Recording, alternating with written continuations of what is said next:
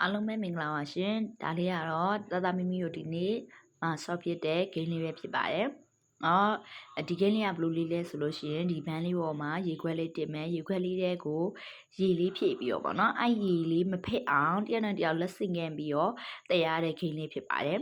ဒီ game လေးစော့ခြင်းအပြင်သာမီမီလေးတွေကပို့ပြီးတော့အာယုံစွစိုက်မှုတွေပို့ပြီးအားကောင်းလာမယ်ဘာလို့လဲဆိုရင်ဒီရေခွက်လေးတွေကရေကိုမဖက်အောင်ပေါ့နော်တေချာလေးစိတ်ကလေးတွေငြိမ်ငြိမ်လက်ကလေးကိုလည်းငြိမ်ငြိမ်လေးအာယုံစွစိုက်မှုအပြည့်နဲ့တဲရတာဖြစ်တဲ့အတွက်ကြောင့်မလို့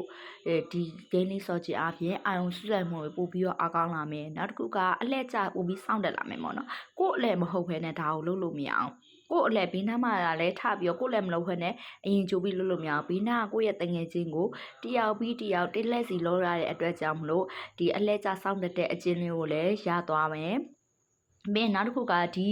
ဒါလေးကိုလက်ဆင့်ကန်ပြီးတော့သူကပြီးနိုင်သွားတဲ့အခါမှာဒီငါဒါကိုငါလုံနိုင်ပြီဆိုပြီးကိုပို့ပြီးယုံကြည်မှုရှိရဲ့ဒီရေလေးမဖိတ်အောင်ငါတငယ်ချင်းလက်ထဲကိုငါထည့်ပြီးနိုင်ပြီဆိုတဲ့အခါမှာသူတို့ပို့ပြီးယုံကြည်မှုရှိလာပြီးငါဒါအောင်ငါလုံနိုင်တယ်ဆိုပြီးသူတို့က